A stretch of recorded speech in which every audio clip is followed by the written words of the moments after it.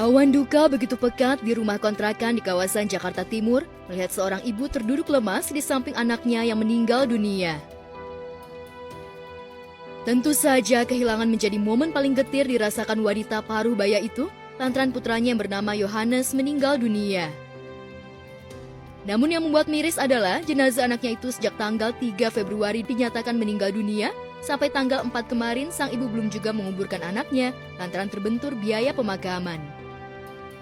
Pria yang sehari-hari bekerja sebagai driver ojek online itu meninggal dunia lantaran mengidap sakit paru. Kondisi yang memprihatinkan itulah yang membuat sang ibu tampak bingung lantaran tak memiliki uang untuk proses pemakaman anaknya.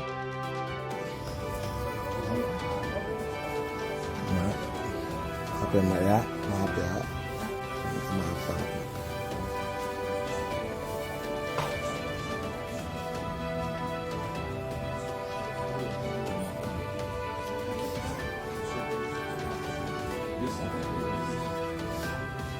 Tenang aja Mbak, insya Allah ada yang ngurusin. Ya, ya, ya, insya Allah ya.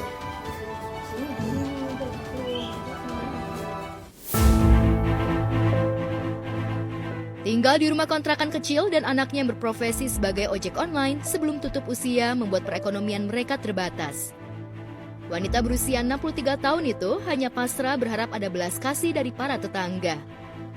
Salah satu akun berbagi akhirnya mencoba menjaring donasi untuk membantu keluarga almarhum Yohanes.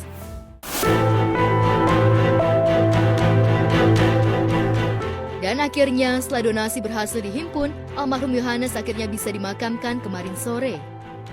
Ibunda Yohanes pun akhirnya bisa bernafas lega ketika anaknya bisa dikebumikan dengan layak berkat bantuan dari halayak luas. Tentu saja pemandangan ini cukup miris di tengah kondisi sederet pesohor yang kerap mempertontonkan kemewahan.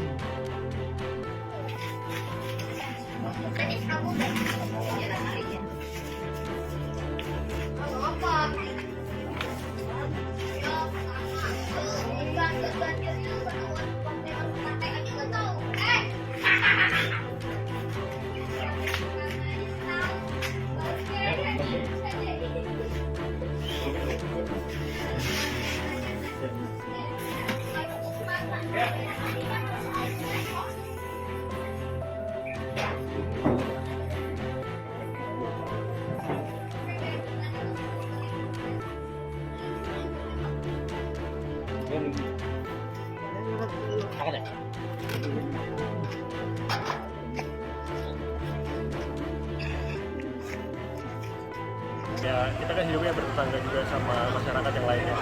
Ya, mungkin kita sebagai sesama manusia, ada baiknya kita memanusiakan manusia lainnya gitu. Tapi dilihat dari fenomena tersebut di zaman sekarang mungkin emang agak sedikit, bukan sedikit sih, emang lumayan sering hal itu terjadi. Kayak kita bahkan nggak kenal sama tetangga yang lainnya. Mungkin sebagai masyarakat kita harus lebih aware akan hal tersebut. Tidak lepas dari ciri khas bangsa Indonesia sendiri yang emang gotong royong ya. Jadi sesama masyarakat walaupun dengan tingginya perkembangan zaman, kita juga harus tetap melestarikan nilai luhur, yaitu dengan melestarikan kebudayaan dan aware terhadap sesama manusia.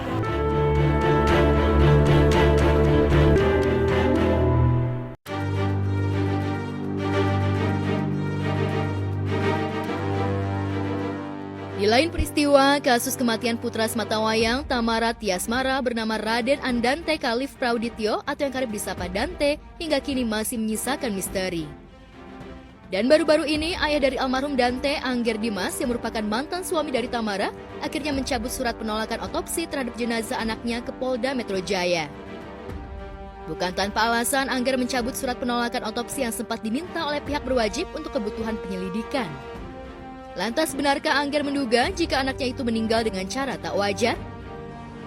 Untuk mencabut surat penolakan otopsi, yang pertama saya tanda tangani waktu hari Minggu di saat almarhum disemayamkan, gitu. Karena kan waktu itu saya tidak tahu ada orang lain di sana, hanya samar-samar aja, seperti yang saya selalu bilang. Jadi hari ini untuk memudahkan proses penyelidikan, saya ingin mencabut surat penolakan otopsi. Hari ini tadi juga sama yang pertama kita kesini ya Pak? Pertama dari awal pertama kali hari datang Kamis ke sini tanggal 1 Februari sudah menyetujui. sudah menyetujui betul Pak otopsi, dan surat otopsi itu dibuat bersama. Jadi surat itu ditulis tangan sama Angger dan ditandatangani oleh saya juga. Jadi bukannya dari sayanya sendiri yang menolak. Jadi pihak Angger juga dari awal menolak otopsi. Tapi setelah adanya laporan ini untuk melihat lebih jelas kejadian dan juga untuk proses penyelidikan, dan kami juga sudah memberikan pernyataan kepada penyidik bahwa sebagai ibu dia juga mempersilahkan atau juga menyetujui proses yang sedang dilakukan oleh penyidik. Itu nanti abis dimandiin, polisi dan mereka otopsi. Ibu mau yang pegang gitu. Aku nggak kuat, bahkan Angger lihat aku nggak kuat, makanya dibilang kamu duduk, kamu tenang, aku yang nulis kamu pada tenang aja.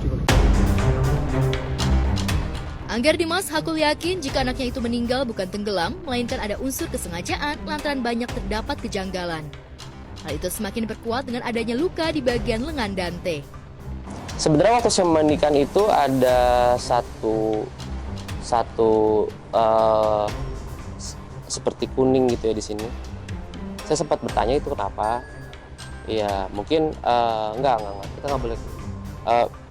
Ada seperti bekas apa ya, bekas tekanan, bukan biru, warna kuning orange itu.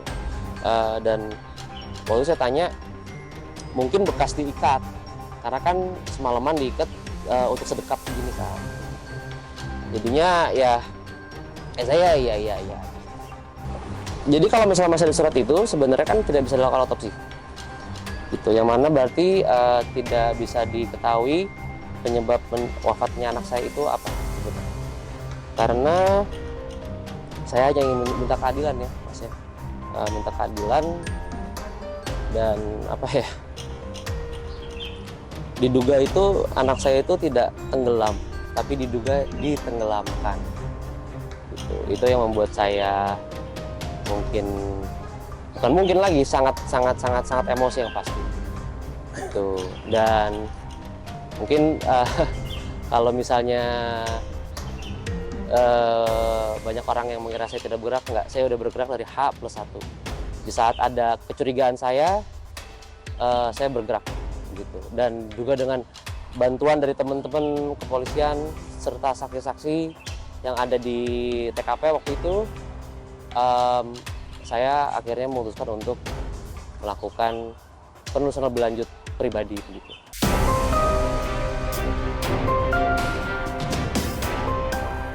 Banyaknya keterangan beberapa saksi di lokasi kejadian menguatkan langkah Angger Dimas untuk mencabut surat penolakan otopsi dan melanjutkan penyelidikan kasus kematian anaknya oleh polisi. Sampai saat ini jujur saya belum melihat CCTV-nya. Belum melihat, tapi sama di Polda Metro Jaya. Saya juga ingin terima kasih di kesempatan ini sama untuk teman-teman kepolisian yang sangat sigap, yang bener-bener top deh. Saya bener-bener nggak nyangka ini mereka di belakang katanya sudah bergerak sangat cepat. Sebelum Angger Dimas menyambangi Polda Metro Jaya, Tamara memang terlebih dahulu ke sana. Lantas benarkah baik Angger Dimas maupun Tamara menduga jika pria dewasa yang dititipinya saat di kolam renang itu adalah pelakunya? Itu nanti mungkin biar penyelidik aja kali ya yang memaparkan lah.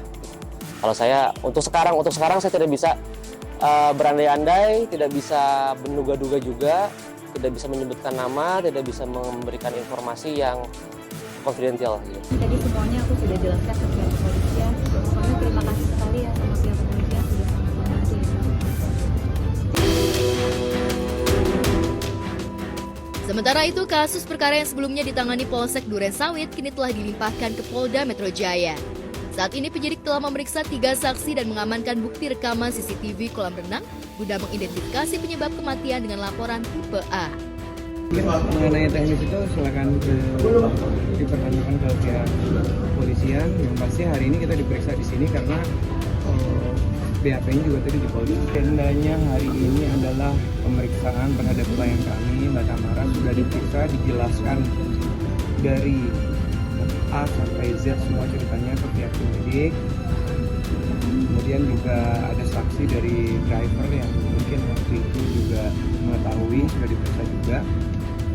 Intinya dari kami tetap menunggu proses penyelidikan, di mana dalam hal ini pihak kepolisian sedang mendalami motifnya seperti apa, dan tadi juga klien kami memang sudah memberikan juga ada beberapa bukti-bukti, ada baju dan juga ada sendalnya.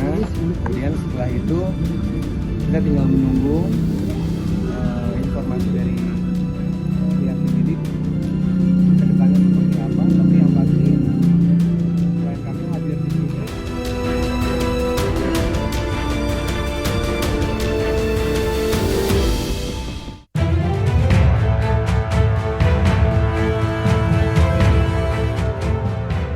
Di kasus yang lain, Sunan Kalijaga begitu geram dan bingung lantaran orang tua dari terduga pelaku berubah-ubah. Bahkan saat kasusnya sudah dilimpahkan ke kejaksaan dan Sunan bertemu dengan orang tua terduga pelaku kembali beda. Hal ini yang membuat Sunan bingung. Ditambah ia dan istrinya merasa dipermainkan oleh orang tua terduga pelaku. Kelanjutan kasus daripada peristiwa bullying dan kekerasan yang terjadi di sekolah terhadap putra kami, Sian itu sudah memasuki babak baru. Jadi pada saat diversi atau mediasi di tingkat kepolisian, kami tidak menemukan satu titik temu di mana yang menghasilkan perdamaian, sehingga terpaksa harus lanjut ke proses berikutnya. Pada tanggal 30 kemarin, 30 Januari 2024, Kejaksaan Negeri Jakarta Selatan secara resmi mengundang kami melalui pihak kepolisian Polres Metro Jakarta Selatan, mengundang kami yaitu korban ya dengan anak terduga bersama para orang tuanya. Gunanya apa sih diundang lagi di Kejaksaan Negeri Jakarta Selatan? Gunanya adalah untuk diversi lagi. Untuk diversi adalah dipertemukan ya, apakah bisa ambil jalur kekeluargaan sehingga menghasilkan satu perdamaian. Jawabannya hasil kemarin juga tidak. Tentunya kenapa sih urusan perkara ini bisa sampai lanjut sejauh ini? Tentunya karena kami menduga tidak ada itikat baik dari pihak orang tua anak terduga atau pelaku ya. Inilah orang tua yang kami tahu dari awal yang kami tahu orang tua yang bertanggung jawab adalah kedua orang tua ini. Di mana lagi-lagi kami bertemu orang tua daripada terduga pelaku ini adalah orang yang sama. Jadi 2 kali kami ketemu orang tuanya ya yang sama. Oke. Dan yang terdaftar di sekolah pun kemarin kami sudah cek legalitasnya adalah bapak dan ibu ini. Bapak yang berinisial A dengan ibu yang berinisial M. Pada saat anak tersebut menjadi statusnya naik menjadi pelaku anak atau bahasa awamnya tersangka, yang hadir yang tampil pada saat untuk dilakukan mediasi perdamaian bukan bapak dan ibu yang ini, orang lain. Yang mengaku sebagai orang tua juga ya? Wali lah, perwakilan okay. Istilahnya. Intinya bapak dan ibu ini tidak ada pada saat anak tersebut sudah jadi naik menjadi tersangka dan harusnya bisa bicara kekeluargaan dengan kami sehingga terwujudlah perdamaian. Tidak perlu sampai ke limpah di kejaksaan. Nah, dan yang bikin kami kaget lagi, orang tua yang datang ke Kejaksaan Negeri Jakarta Selatan bukan orang tua yang kami kenal. Tapi ada satu figur wanita ya, yang kami belum pernah lihat mukanya, yang kami nggak kenal, mengaku sebagai orang tuanya si anak pelaku ini. Sudah jadi naik menjadi tersangka dan harusnya bisa bicara kekeluargaan dengan kami sehingga terwujudlah perdamaian, tidak perlu sampai ke limpah di kejaksaan. Nah, kemarin tanggal 30 di kejaksaan, undangan resminya itu jam 10 pagi. Maka putra saya sebagai korban dan istri itu hadir tepat jam 10 pagi di Kejaksaan Negeri Jakarta Selatan. Karena dinilai semua yang dilakukan orang tua terduga pelaku mempermainkan hukum, maka Sunan tak tinggal diam. Ia akhirnya melakukan upaya hukum agar permasalahan yang menimpa anaknya bisa segera menemui titik terang. Si pelaku itu hadir, kebetulan kan gue di mobil sama saya ya. Dia pengen turun memang, dia pengen samperin gitu kan. Lagi aku bilang, sabar nak, sabar, udah gak apa-apa. Kita pokoknya ikutin aja prosesnya tuh dengan sebenar-benarnya gitu. Jadi kalau dibilang, saya masih bisa merasakan emosinya dia gitu ya. Sampai mungkin insya Allah berhenti itu ketika memang dia tahu, oh akhirnya tuh seperti ini. Walaupun dia juga, aku udah bilang, apapun keputusannya, yang penting kita sudah menjalankan proses hukum ini dengan baik gitu. Jadi ya udah, mungkin menurutku dia akan lebih tidak ada pertanyaan, tidak ada gejolak-gejolak ketika memang prosesnya sudah selesai.